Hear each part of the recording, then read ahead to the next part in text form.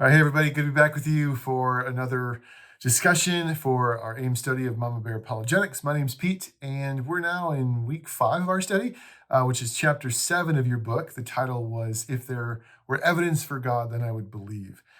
And so today I just want to offer a few thoughts on the chapter, as always, to talk through how it might be applying to our lives as parents and even for ourselves. And I think there is some important stuff to learn from this. It was a heavy chapter, but it was a good one. So let me start here. The most important thing to take away from this week was just this big word that we're all familiar with, we know, skepticism. Skepticism was at the heart of everything the author wanted to talk about, and it's at the heart of really what we need to talk about today. Skepticism we know what it means. It means to doubt, to have questions, to be uncertain, to kind of raise your eyebrow. I don't know about that. And are you sure? Skepticism is a normal part of life. And as your book talks about, and I certainly affirm it's not a bad thing. We'll get into that a bit more. But like so many of the stuff that we've looked at over the past few weeks, what our adversary likes to do is take normal parts of our lives and push them too far and kind of twist them or make them more than they are.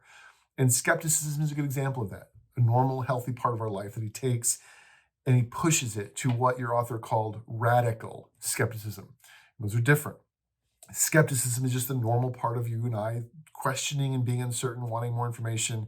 Radical skepticism is the idea that you shouldn't believe something without 100% absolute proof. Like you've raised the bar for belief to as high as it can go. That's radical skepticism.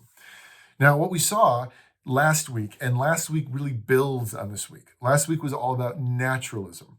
Naturalism was the idea, if you remember, that everything that it is, everything that happens can be explained scientifically, rationally, reasonable, logical answer. I can test it and come to a conclusion. That's naturalism. That's not science, remember. It's the belief that science can answer everything. Science doesn't make that claim. Naturalism makes that claim. And so last week we talked about, what is the good, what is the bad? Science is good. Naturalism is a belief system that isn't provable. It's a belief system that says only believe what's provable and it's not believable. And that is, as we saw in this week, naturalism is kind of the first step.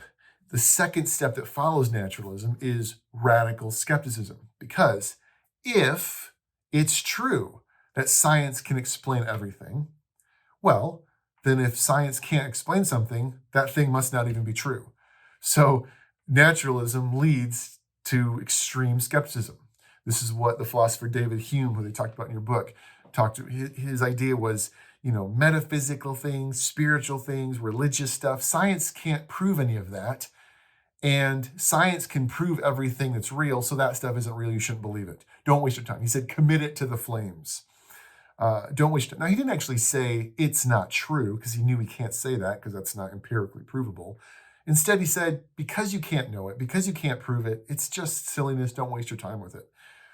And, the whole Christian thing. So naturalism, the belief that nature can explain everything, if that's true, it will lead to extreme skepticism. So if nature can't explain it, I'm not going to believe it. And you now have this sense of skepticism, which is just so far on the edge. If there's not 100% proof, if you can't show me absolutely, I refuse to accept it. That is extreme skepticism.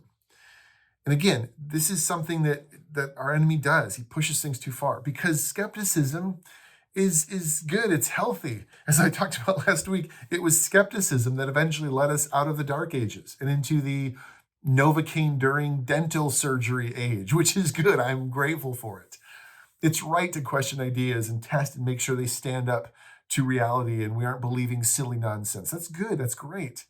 But when skepticism is taken to an extreme because of a belief that says it has to, the belief that says science proves everything leads to an extreme skepticism that says, well, if science doesn't prove it, it's not true. Nothing should be accepted without proof. That's just going overboard. Because here's the truth. Here's the reality for us. We live our lives without absolute certainty all the time. Nobody lives their life with absolute certainty about everything. You couldn't get out of bed in the morning if you had to prove everything. I mean, the only places that you can really find absolute certainty are math and logic. Even in science, we don't have absolute certainty. My goodness, look at the last couple of years. Where was absolute certainty with how we should respond to COVID? Oh, the science, the science. I don't want to get all political, but come on. Like many people who were extreme skeptics about religion just embraced everything science said about COVID. Half of it turned out to be wrong. Who knows? We didn't know. That's life, people. We're always responding in moments. What evidence do I have? I got to make a decision. Here's what I know. I'm going to respond to it. That's life. Extreme skepticism is unrealistic. And it's also something that we don't apply universally. When people say, I'm an extreme skeptic, it's like, well, about religion, but nothing else, right? Take history, for example. And David Hume loved history. If you applied extreme skepticism to history, we wouldn't teach history. We just wouldn't believe it because you can't be 100% certain about what happened in the past. If you're old enough to remember the movie The Matrix, maybe we're all in a computer and there is no past, there is no history. We're all, I don't know, like you could say anything. How do I know for a fact that Henry VIII actually lived? How do I know Julius Caesar was really an emperor of Rome? I don't know any of that. I have some evidence. I have these documents, whatever, so I accept them. Well, Christianity is a historical thing. We have evidence in historical documents talking about this is an event that happened in real history. Jesus was a real person who lived and died. Belief, the resurrection has historical evidence to it, not just metaphysical, spiritual ideas. So to apply this unrealistic standard to it, you don't apply it to anything else. We don't even apply it to science. We accept science that isn't fully proven because we have to sometimes. Again, I don't want to get all political, but I mean, regardless of where you stand on the issue, I'm not trying to, but like climate change, I see people all the time who are like firm atheists committed to extreme skepticism, openly embracing science that's saying stuff that we're not sure it's actually saying. There is some scientific evidence to suggest that the planet is heating up. It seems like that might not be true. But again, it's not absolutely proven, and yet people seem fine embracing that. But with Christianity, no, I need 100% evidence. It's not part of how we live our lives. In fact, what it really is just an excuse for people to be able to say no to Christianity and feel intellectually good about it. Well, because there's not absolute proof, I can't accept that. Well, you don't live your life that way with anything else. Now she gets into the old and new atheists. I wouldn't worry a lot about that. It's a pretty confusing part of the book if you don't know what's going on behind the scenes. But really, the idea was just how, there was a time when atheists would argue that here's the reasons why I don't think there's a God. And then the Christians would respond, here's the reasons I think there is a God. But new atheists are more like, you can't really know anything. You can't prove it to me. You can't give me 100% evidence, so I'll never believe it. Which she kind of argues is like, well, if you apply that universally to your life, you can't know anything. So that's not a fair argument. So that's where she's coming from with skepticism, this extreme version of it that follows naturalism, that says, I won't believe anything unless you absolutely prove it to me. And since you can't absolutely prove Christianity, I'm going to reject it. That's the message. If you can't prove it, don't believe it. Christianity has no proof, so you should be rejected. That's what they're hearing. So again, the whole point of this book is you're hearing a message, you're identifying it, you're looking for the good, you're looking for the bad, you're keeping the good, kicking out the bad, and then finding a healthy way forward. So what is the good? Well, as I kind of mentioned, skepticism is good. It's great. You want your kids to question things they're being told and to filter out the things that aren't true. You want that. And sometimes as Christians, we're like, oh, I don't want them to be skeptics. I want them to embrace Christianity. Well, you want them to be skeptics when an atheist is, when they go to their first freshman year philosophy class and the professor gets up and says, Christianity is stupid, there's no evidence for it. You want them to be skeptical, right? So you can't have it both ways. What we need to do is teach our kids healthy skepticism, to be able to, as we said the first week, to think critically, to bring in the message, identify the good, find out what's not good, and kick out the good, keep the bad. Not accepting the whole thing just because someone said so. That's an important way to life. And I love this quote. I wrote it down from your book. She said this: a child who understands how to discover truth is primed for a faith that will last longer than a child who is merely presented with it. Meaning, if our kids can actually reason and rational and think through and come to conclusions, they'll hold tightly that if you just say, this is true, believe it, and don't question it. Skepticism is okay. Skepticism will ultimately love. And if we don't talk about it and embrace it and welcome it in some ways, we can create problems. That's good. So skepticism is a good place. The bad is this way over the top idea of like certainty, absolute 100%, because no one lives their lives like that. It's a standard we don't put on anything else. Life is full of things that need to be responded to without 100% certainty. Let me give you the most basic example: our court system. When two groups go to court, whether it's maybe a murder trial or something, and the lawyer gets up, it's like never, I don't know, maybe rarely ever do we have 100% absolute certainty. And we always have the defending lawyer get up like, well, DNA evidence isn't precise, and that video could have been doctored, and like that witness might be lying, right? You're always trying to poke holes and show where it's not 100% true. There's always holes you can poke. There's always ways, well, yeah, they caught the person on video, but Photoshop could have faked a video. So that's kind of the back and forth of a courtroom.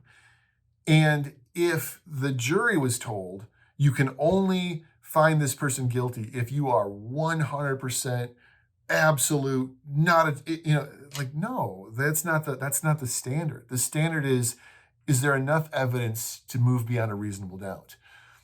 And if you argue for Christianity from that way, there's actually a lot of evidence for it. There's a lot of evidence to support it. Just like in a courtroom, you can provide a little bit of this and this and this. There's a lot that points to believing this message. But if you move the standard so high, it's like telling someone like, you could never do a high jump and clear a bar like that. And then you raise the bar to 25 feet. And then when they jump and miss it, like, I told you, you couldn't do it. It's like, well, you raised the bar to an impossible standard. That's what radical skepticism does, saying you can only get over it if the bar is this high. Well, the bar could never be that high. And you don't live your life that way, especially with relationships. You don't have absolute proof that, someone loves someone else or someone is committed to somebody else. And that's really what at the core of Christianity, it's a relationship. Prove to me that you love your kids. I can't empirically show that, but yet we're okay saying we believe that you do, because there are things in life that you just accept: history, emotions, all these, lots of things. So to place an unrealistic demand on Christianity will always lead to atheism. It's like you're setting up your own argument to bring to the conclusions that you want to come to. I say that naturalism is true, that everything can be explained by nature. I can't explain Christianity fully 100% by nature. So I say, if I can't, I need to reject it. You've just led yourself to your own conclusion. But is naturalism true? We don't know. Should you be a radical skeptic? Well, why is that true? Why do you need 100% truth to believe something? Give me 100% evidence that is even true. You can't. It's a belief system. It's a belief system that you believe without 100% evidence. The whole thing isn't stable. It can't hold on itself because we don't live our lives that way. You will never get 100% truth, 100% proof for Christianity, and you'll never be able to give your kids 100% proof. You'll never be able to say, this is absolutely without, there'll always be things you can question and doubt. There'll always be things you can look at and question. I'm not sure about that, I don't know about that. No one would ever be a Christian if it needed to be that high of a bar. And that's what the atheist arguers, the new atheists do. They put the bar so high that you can never win. Oh, give me 100, you can't absolutely prove. I could poke a hole or put it down everything. Well, of course you can, but that's life. So a healthier approach, there's the good, there's the bad. A healthier approach is to invite skepticism, to embrace it, but to seek answers, to recognize you're never going to get 100%, but to try to get some answers, to not be lazy about it. So look at the scriptures. You have Thomas, who, when he first hears about Jesus, says, I need to put my fingers in the holes in his hands. And Jesus is like, go ahead, do it, right? He embraced it. The Berean Jews in Acts 17 are noted as having noble character because they tested the scriptures to make sure what they're hearing was true. The entire Gospel of Luke was written as a historically accurate account in order to help us, have good logical reasons. The book of John says he wrote the whole thing so that you might believe. I know this is kind of crazy. Let me give you some reasons. Here's witnesses. Here's people that saw it. There is historical evidence here. Like a courtroom, there are things to point to a verdict here. Can't prove 100%. It's in the past. Whatever. It's God is outside of nature. But if you don't believe those lies that say I can only believe things, you'll actually find there's a lot of good reasons here. So you're okay with skepticism. my faith can withstand skepticism. If your faith can't withstand skepticism, there's a problem you need to address. So it's probably a fear or just an insecurity, or you probably have a bunch of questions that you're pretending aren't there. And what we do is we can make kids feel bad or unfaithful for asking questions. Don't ask questions. Why? God can handle it. If it's true, it can handle it. Faith isn't being sure of every question. I think sometimes we misinterpret Hebrews 11 and think that faith is being absolute sure of everything. No, it's like, that's not what faith means. Faith is about being committed to God. It's about being loyal to him, even when you have questions, even when you're uncertain or unsure. St. Anselm famously described his journey as faith seeking understanding. He wanted this commitment. He had a commitment to God. He's like, I'm loyal. I'm going to follow you, God. But man, I got questions. So now because I'm committed, I'm going to seek to understand. My faith leads me to understanding. And that's a healthy approach. He didn't deny skepticism. He didn't push it away. Oh, no, I don't want to ask questions. He said, I have faith in God. I've chosen to enter into a relationship with him. Now I want my brain to make sense of all the reasons. Because I have faith, I want to make sense of it, not just turn it off. So we're not afraid of skepticism. We're not going to just, no, don't ever ask questions. Skepticism's bad. No, skepticism is part of life. So let's think critically and ask questions and trust that there are good answers to Christianity. But lastly, let me say this. Embracing skepticism and seeking understanding. Faith seeking understanding. I believe part of our problem sometimes is either we just don't be skeptic, don't ask questions, or we'll just kind of be lazy and just rest and lay down in our question. I got so many questions. I give up. It doesn't make sense. I don't know. Oh, maybe God. And we tell our kids, I don't know, God's ways are above our ways. We don't understand him. Some of them might be, but a lot of them actually do have answers. And it isn't good for our kids, and it isn't good for you to just be like, well, I don't know. I don't, who knows? Like, hopefully even being here, doing this study, watching this video, is you saying, I do want to know. I do want to understand. I have questions. It's okay to have questions. It's fine. The issue is don't allow your questions to just fester and go unaddressed or unanswered. Don't let your kids' questions go unanswered, because skepticism is part of their brain. They're going to be asking questions. And if your answer is, I don't know, God's ways are higher, just believe. Again, we talked about that a few weeks ago. That probably isn't going to lead to good things. So we need to seek answers, ask questions, find reasons from a perspective of, I have faith in God, now I want to understand it. And that often means choosing the right people to seek your answers from. Help your kids and even yourselves, like, seek answers from the people who have faith, who are coming from that perspective, who aren't just going to say things like, well, God's a lie, I don't believe that. Well, of course that's the answer they're going to get. If they're naturalists, they're going to give you naturalist answers. If you want faith-seeking understanding, seek understanding from people of faith. And I think that's healthy. Your kids are going to seek it from you because you're a person of faith. They want you to understand. So who are you seeking it from? Hopefully this has been helpful to study your book. The women that wrote your book have podcast things. I've told you 9 million times I have a podcast YouTube page. I cover a lot of this kind of stuff. But be people who aren't afraid of skepticism, because your kids are going to be skeptics, but who are willing to embrace it, but to do it critically and to ask questions and do it from a place of faith that says, okay, because I'm committed to God, let's get some answers to these questions. And let's do it knowing we're probably not going to get all of our questions answered. There's not 100% proof available in this thing, but we have enough to walk on. We have enough to say this is where we should head. And that's how I live my life, and hopefully you do as well. Okay, so that was the chapter. It was a big one. It was a heavy one. Hopefully it was helpful. And if you have any questions, again, please feel free to email me directly, pete@risecchurch.com. I'm totally here to help however I can, whatever questions I can answer. And you can check out, again, I cover a lot of these kind of issues. I talk about this stuff a lot on my podcast because it's kind of a good place for it rather than doing it like on a Sunday morning. So you can check out the Like Stars podcast and just some of these different issues I'm breaking down. So, all right. Hope that was helpful. Hope your discussion is fruitful, and look forward to talking to you next week as we continue our study. See you guys.